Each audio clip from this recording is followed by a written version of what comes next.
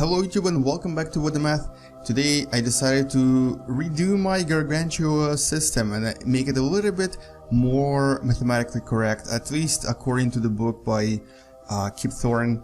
And essentially I've decided to make this as he saw it in his scientific vision, specifically by, well, the first step is increasing the mass of my Gargantua black hole by the factor of 100. Essentially, he said that Gargantua black hole has to be at least 100 million masses of sun. Mine originally was only a million, 10 to the power of 6, but his idea was that it's actually 10 to the power of 8.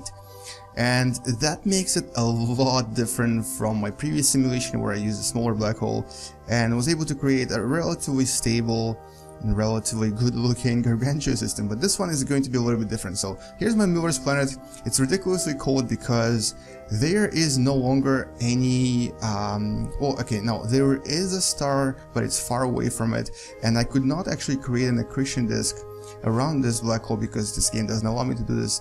So instead, it's going to be cold for now. So imagine it's actually water, but it's cold in the game. Anyway, so he actually said that the accretion disk around the black hole is producing enough heat to warm up this planet, to actually make it relatively hot. Now, I'm not sure if I agree with this because accretion disks around black holes would not be releasing enough energy to warm up this planet. They'll actually be releasing some energy, but not enough for it to be similar to an actual star. So I don't think it's actually accurate to even assume that. But anyway, let's move on. One thing I wanted to mention is that this planet has to be tidally locked to the black hole. Now, if it's not tidally locked, it's going to wobble a lot because of the tidal forces. Since it's so close to the black hole is pulling so hard on the planet that it's actually not even round anymore. The actual shape of this planet would be something like this.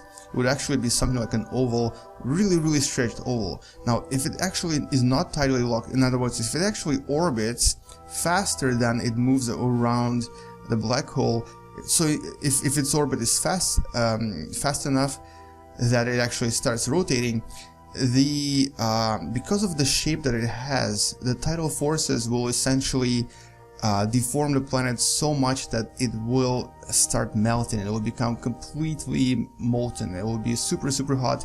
It's sort of like what's happening on the planet, sorry, not the planet, but on a satellite Io that's around Jupiter. And here's Io. I'm going to actually place it right around Miller's planet. And so this is Io, and it's actually a volcanic planet because of the ridiculously high tidal forces of Jupiter. It essentially, this is molten planet surface, and this is what would happen to Miller's planet had it not been tidally locked. So if it has to be tidally locked for it to be stable.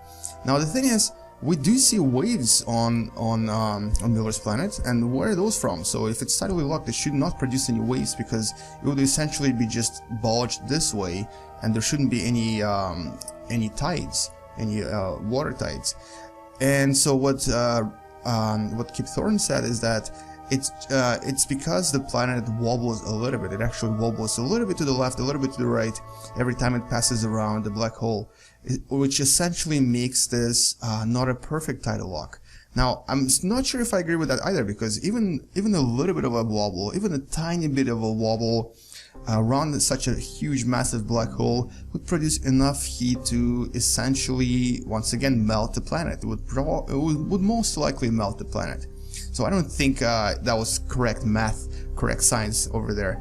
I think he kind of overthought it a little bit, so I'm not sure if I agree with that particular hypothesis about the tidal lock slash tidal waves that we see in the movie. Now, one thing I mentioned in the previous video, and that's actually was a mistake on my part, is that this planet moves close to speed of light, and it actually does not. What I forgot to mention is that you don't really need to travel at the speed of light to have time dilation. And I did give this planet a very specific speed, which is 162,000 meters per second, and that's exactly the speed that Kip Thorne said that Miller's planet is moving at. So it's approximately 55% of the speed of light. Now this means that there has to be some other reason for the tidal for the time dilation. And the time dilation actually comes from the fact that it is so close to a massive black hole. So another way of getting time dilation is by being really close to an extremely high source of gravity. In this case, it's this, I don't even know if you can see it anymore, it's this huge black hole right here. I'm going to place the sun here just so you can see it for a second. I'm going to place this, just a random star. Let's place Aldebaran here so that you can at least see what I'm talking about. So here I'm going to give it some light, and this is it. So essentially, this is the reason for the time dilation, and it's something that we've been actually been able to prove scientifically, and something that is affecting our lives in a sense. So it's sort of like a real life event. And let me give you one example why we know that gravity does cause time dilation. This is something that Einstein proved a long time ago. Now, we're all familiar with GPS. GPS is basically the navigation system that a lot of vehicles, cars, cell phones, a lot of things in modern day life use. And GPS is produced by satellites that orbit around our planet at approximately 20,000 kilometers, meters, 20,000, no, what am I saying, 20,000 kilometers, at basically a height of 20,000 kilometers above Earth. Now, we are on Earth, but those satellites are above Earth, and so there is a difference in the gravity that we experience from what they experience. So we actually experience a lot more gravity than they do, and by they I mean those satellites. And because of that, they experience time dilation, and that time dilation makes them lose approximately 40 microseconds every day. In other words, they actually have to adjust their time in order for them to function normally. So every single day, those satellites, they actually try to remove those extra 40 microseconds from their time, because their time is a lot faster than ours. We're actually, for them, we're in like kind of a slow motion.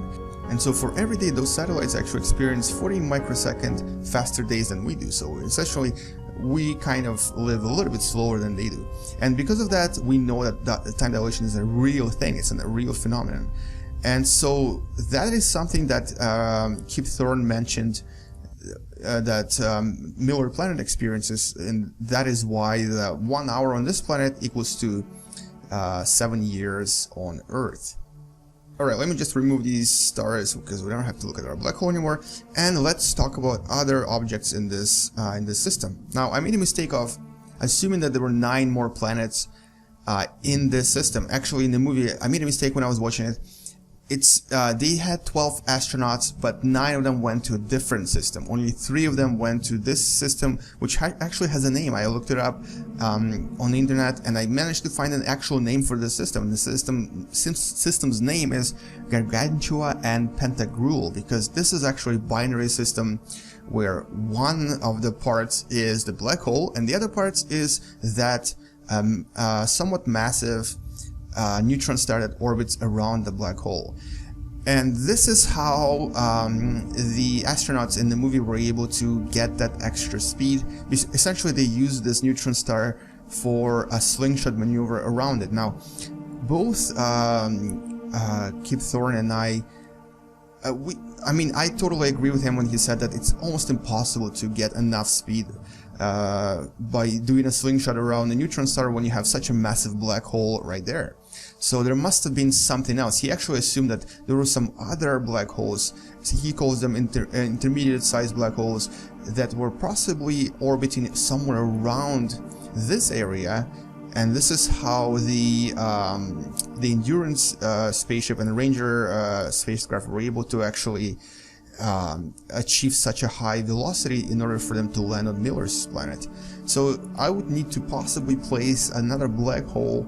Intermediate-sized black hole would be somewhere around possibly this size, about 100 or maybe 10,000 suns, mass of 10,000 suns, and it would be orbiting somewhere around in between Miller's planet and the Endurance station, which is actually right here. I actually decided to add it.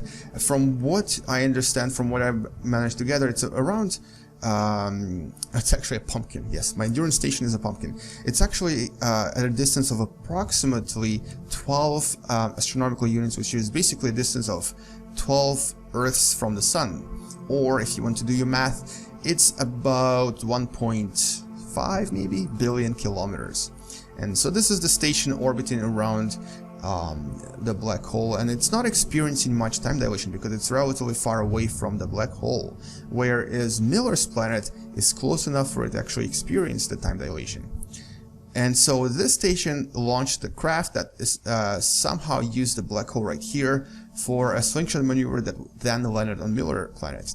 Now it's still a very kind of a theoretical idea, and it would be really difficult to kind of try to basically execute this maneuver, and the person executing this maneuver would be under so much time dilation that by the time they actually reach Miller's planet, chances are approximately 15,000 years would have passed on Earth. So there's a bit of a miscalculation on the part of, I guess it's Christopher Nolan when he was making the movie. I mean, he was trying to make a movie, not a scientific fact, so it makes sense that there was some scientific inaccuracy in the movie. Now, Edmund's planet is somewhere beyond that, and we know that it's far enough for the astronauts to choose to go to a different planet instead of Edmund's planet. So Edmund's planet must be quite far, maybe even farther away from this area. And it's somewhere in between the neutron star and Endurance Station. So a neutron star must be somewhere over here.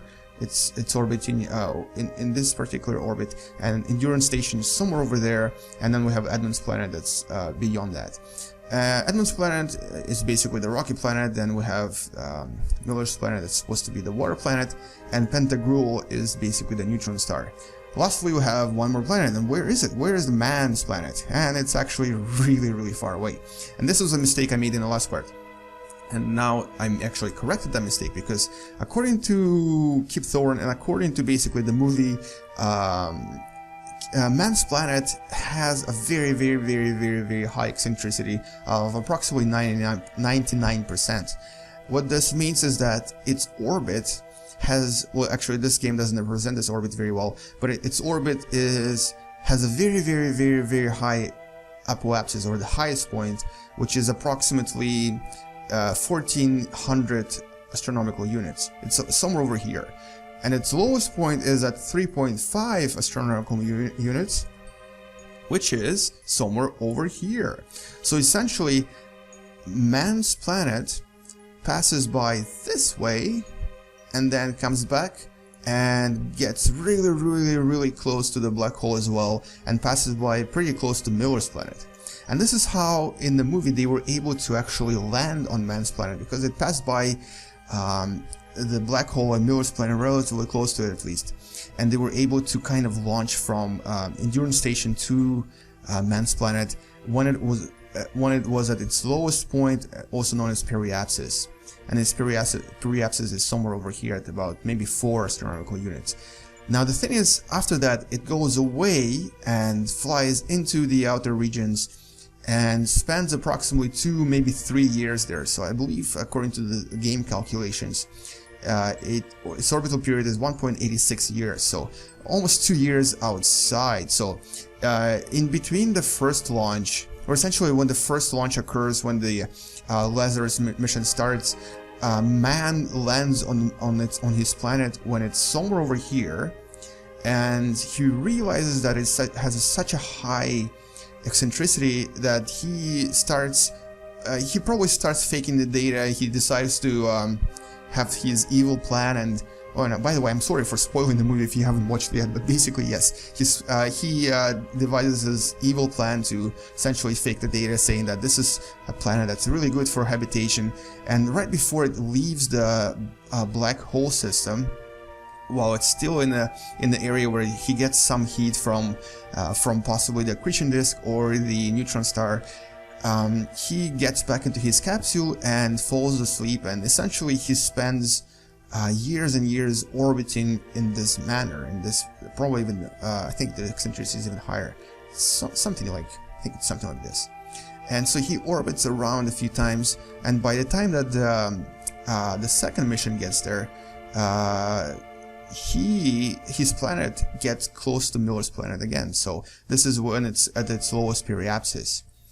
And at this point, he's still asleep, but he's already faked his data, and they land on his planet and they find him, and then we know what happens. So essentially, this is when man's planet is at its lowest area right here. Now, unfortunately, I can't really show it to you because even if I accelerate time, it doesn't have enough speed for man's planet to get there. So unfortunately, my computer cannot handle this much calculations. So I may show it to you next time, but essentially just know that man's planet's orbit passes by somewhere over here, and what this means is that it does experience time dilation for a brief period right here. So it's a very interesting planet to live on. You have time dilation for a certain period of the time, and then for the other period you have normal time, or I guess Earth time you could call it, or very, very little time dilation. And the last thing I wanted to mention before I finish this video is there's actually an interesting idea that Kip Thorne talks about, and this is the idea of Miller's planet's orbit.